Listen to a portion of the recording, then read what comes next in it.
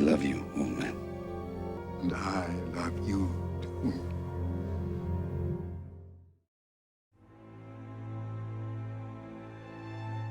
Whenever a topic comes up like worst superhero movie ever, or worst sequel ever, or even just worst movie outright, it's generally not long until Batman and Robin gets mentioned.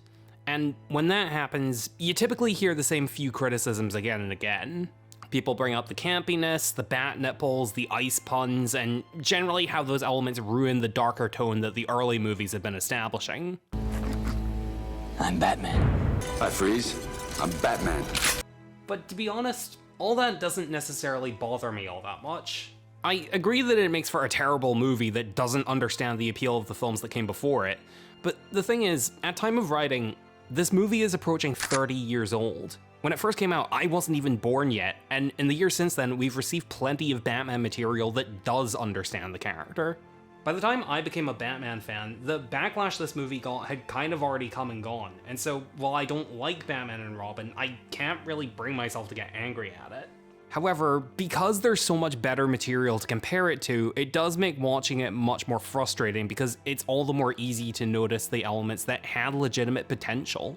Some actually interesting themes and character arcs that interconnect and feed into each other. They just don't get the proper amount of attention because the movie just demonstrates very little interest in properly developing them. Real quick before we start though, if you enjoyed this video, consider supporting me on Patreon. For just $1.50 a month, you'll get access to all my videos before they get released on YouTube, and you'll get a shout out at the end of every video. The main plot of the film revolves around Batman and Robin attempting to stop Mr. Freeze from stealing diamonds to power a giant cannon to freeze Gotham. One more giant diamond of this size, and my freezing engine will be complete. Freeze's goal is to threaten Gotham into paying him the money he needs to find a cure for his dying wife Nora. Soon we will be together once more. And this actually has the potential to create a really good ethical contrast between Mr. Freeze and Batman. Throughout the movie, Bruce Wayne is dealing with the fact that Alfred, his loyal butler and surrogate father for most of his life, is dying from a similar illness. It's stage 1 of McGregor syndrome. I'm sorry. And to the movie's credit, the initial build-up to reveal of Alfred's condition is handled fairly subtly. The movie's opening scene shows Batman and Robin suiting up for a mission, while Alfred makes some fairly typical dry comments. Do try and bring this one back in one piece, sir. Very much giving the impression that Alfred is his usual old self. It isn't until Batman and Robin leave that Alfred shows some mild signs of discomfort. This gets built upon in a later scene where Alfred is uncharacteristically late to respond when Bruce calls him. Alfred. I'll get it. I must have dozed off. My sincerest apologies. No, there's no apology necessary, Alfred. It's the first time it's happened in 30 years. This is genuinely really good foreshadowing that the viewer is not likely to pick up on their first time watching. And it shows that of all the people that worked on this film, some of them did legitimately care and wanted people to keep coming back and rewatching it. If I disappointed them in any way, then I really want to apologize, because it wasn't my intention.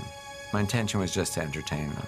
Unfortunately, while the setup is all fine and good, the actual drama and grief that Bruce Wayne is supposed to go through isn't really explored in an emotionally satisfying way. For starters, Bruce's realization about Alfred happens off-screen and it's never explained how he even learned about it. But I can tell. I don't deny that he could have figured it out, world's greatest detective and all that, but considering how much of an effect this should have on him, it warrants at least a little bit of an explanation, or at least a look at his initial reaction. Look at it this way. Bruce Wayne's parents were taken from him at a young age, and it defined the direction he took his entire life in from that day forward.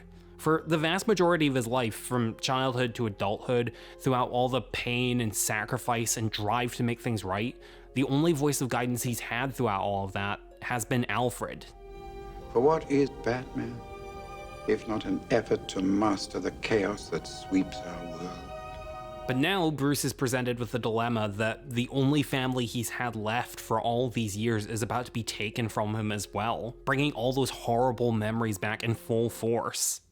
I spent my entire life trying to beat back death, but I can't save you. Conceptually, this is compelling stuff that explores the inner turmoil of Batman in a new and interesting way.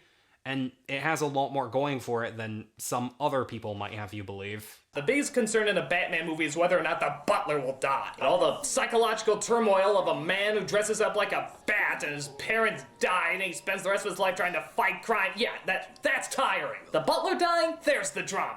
But despite it being a great idea, the movie doesn't really do anything with it. After Bruce finds out, there's absolutely no change in his behavior. He doesn't treat the people around him any differently, the memories of losing a parental figure don't make him any more aggressive towards criminals, and outside of one or two mildly emotional scenes, he barely even seems interested. Alfred's condition is less severe. Freeze's research said he cured a case like Alfred's, he just didn't say how. Well, I checked the medical database. No one else is even close. All right, I'm late for the dedication, then I go after Freeze and Ivy alone. Okay, I guess that's the end of that conversation. To give a brief idea on what I'm looking for, there's a side mission in Batman Arkham Origins I'd like to touch upon. Skip to the time on screen if you want to avoid minor spoilers for that.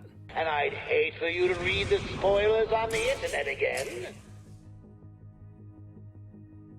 In Arkham Origins, there's a side mission titled Crime Alley Shootings, where Batman investigates a double homicide that ends up being very personal to him. Partly because the victims were friends of his, and also partly because the crime scene is the very same alleyway where his own parents were gunned down in a very similar way. After investigating, Batman realizes that the culprit is a man named Ian Chase, the ex-boyfriend of one of the victims. Life isn't like it is on TV.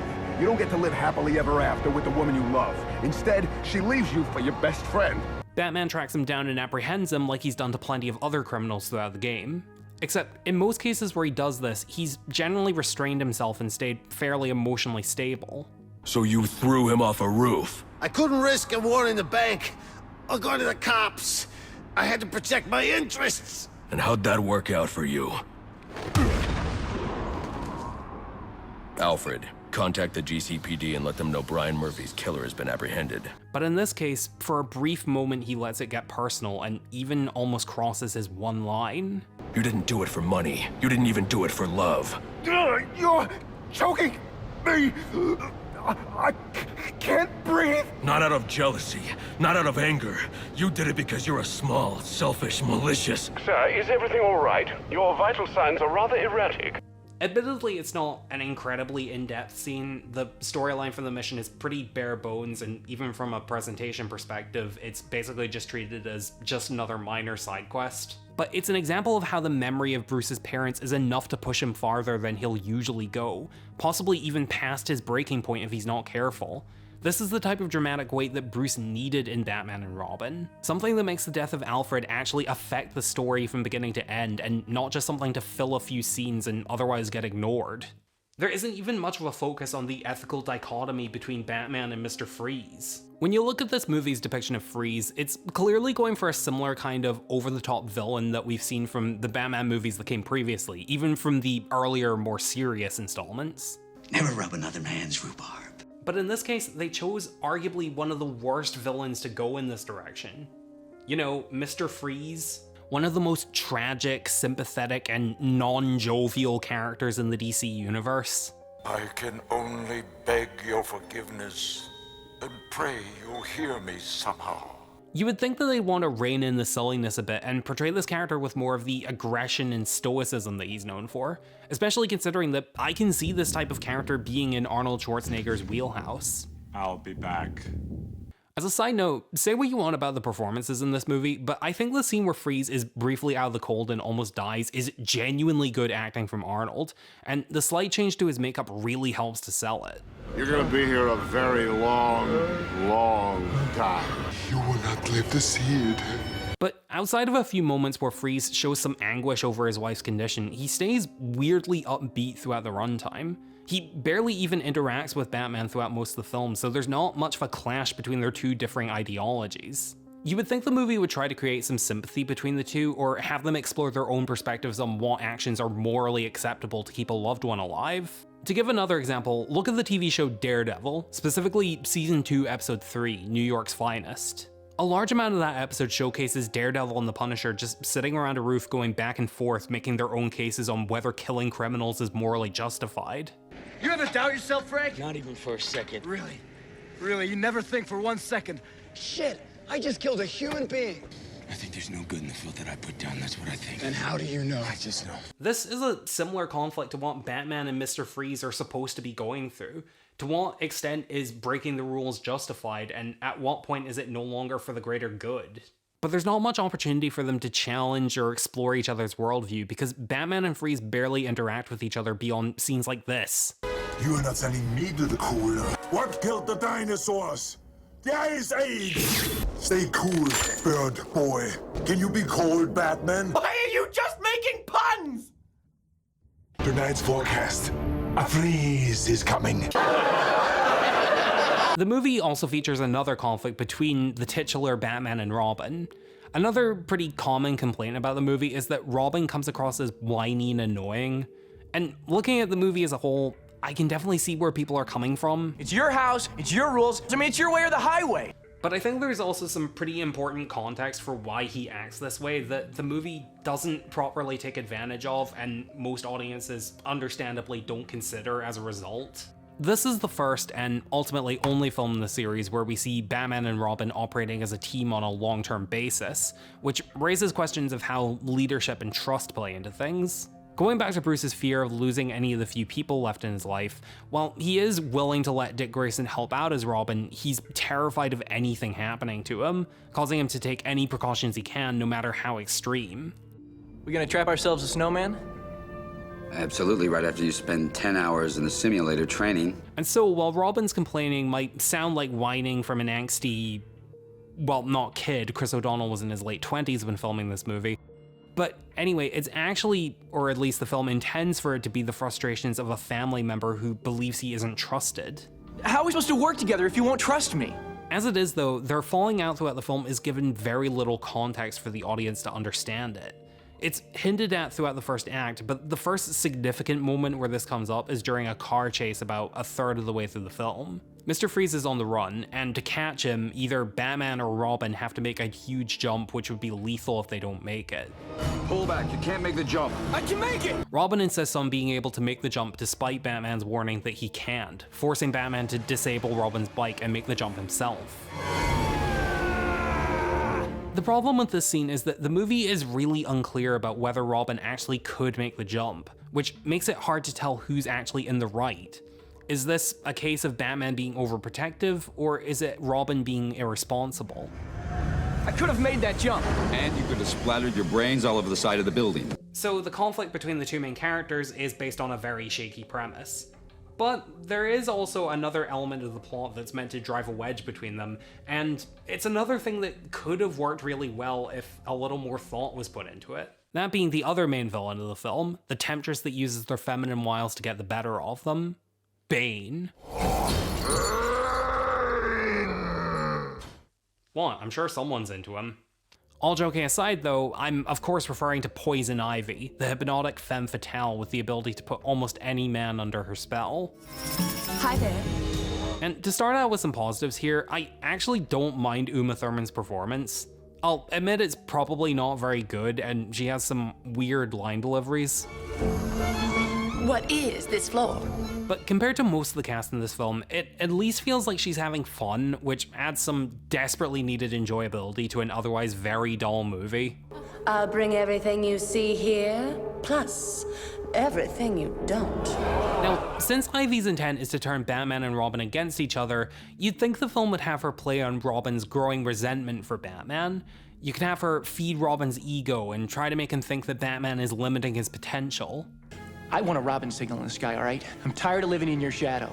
This way, to defeat her, Batman would need to reevaluate his ability to trust and work with Robin and make him see that Ivy is playing them against each other. But instead of Ivy turning Robin on Batman in a way that actually builds on the existing conflict that the film has been trying to set up, they're instead being torn apart by the fact that Robin is just horny and thinking that Batman is jealous. And not only that, but with the exception of Ivy's first scene with Batman, he shows very little interest in her and realizes very quickly that they're being manipulated. You and I are perfect targets. She has done something to us. She has us fighting over her. So instead of the falling out between Batman and Robin being about anything real, let alone anything meaningful, it's instead based around Robin just making baseless accusations towards Batman, and Batman essentially just saying in return, well, no, you're just being stupid. And because the conflict ultimately amounts to just being Robin's imagination, the resolution ends up only being a few seconds long because there's nothing there to really resolve. You would say anything to keep her away from me, wouldn't you? You once said to me that being part of a team means trusting your partner, and sometimes counting on someone else is the only way to win. There isn't even much of an indication that Bruce has learned to trust Dick by the end of the movie. At one point during the climax, Robin falls from a high place and almost dies. Then at the end of the film, they have this exchange. Why don't you try and save us? I figured you could handle it. Except at that point in the climax, Batman is busy fighting Mr. Freeze. It comes off less like he's trusting Robin and more like he's got his own problems to worry about. And on top of that, look at how Robin actually survives. I got you!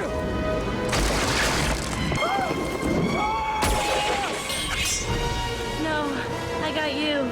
So Robin tries to save himself, fails, and then Batgirl basically just has to bail him out. Boy, it sure is great that Bruce trusts him now. Now Robin can fall to his death to his heart's content. Great job, Robin, you really proved yourself. Aside from these plot points, I'll admit that there are also certain plot lines that either don't add anything or don't mesh with one of the other 17 stories that appear in the movie. Like the inclusion of Batgirl, for example.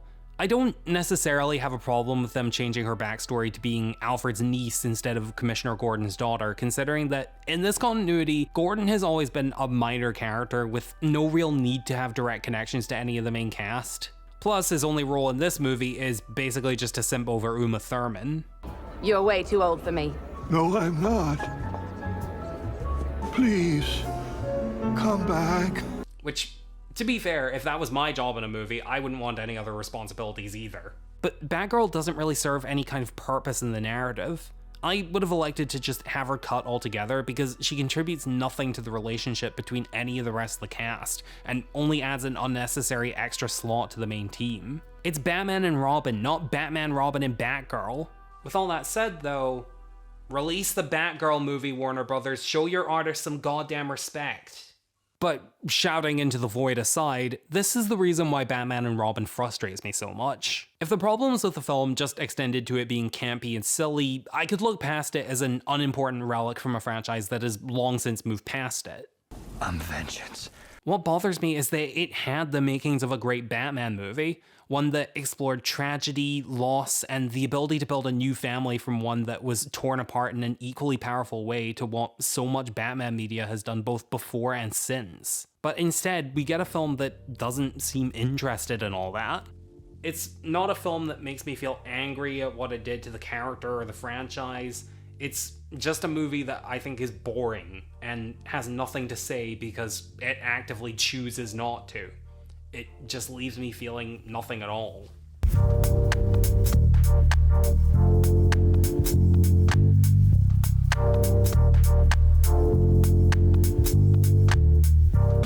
How's that guy? Cone of phrase.